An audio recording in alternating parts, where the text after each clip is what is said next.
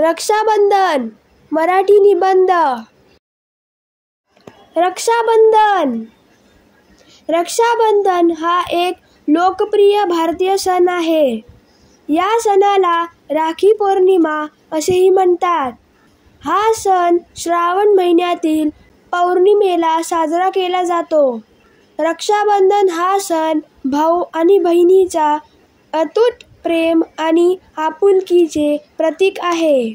या दिवशी बहीण आपल्या भावाच्या मनगटावर राखी बांधते, आरती ओवाळते, मिठाई खाऊ घालते।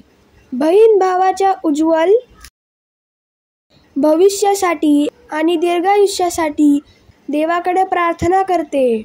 भाऊ बहिणीला काही भेटवस्तू देतो आणि सदैव तिचे रक्षण करण्याचे वचन देतो। लहान मुलांपासून मोठ्यांपर्यंत सर्वजण हा सण आनंदाने आणि उत्साहाने साजरा करतात। या सणानिमित्त घरात गोड पदार्थ बनवले जातात। सर्व कुटुंब एकत्र येऊन पारंपरिक विधींनी हा सण साजरा करतात।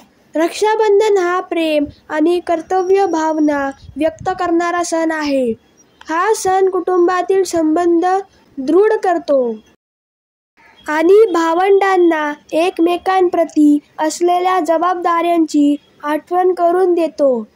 रक्षाबंधन हा सण आपल्याला आपल्या कुटुंबातील नात्यांची गोडी जपण्याची शिकवण देतो।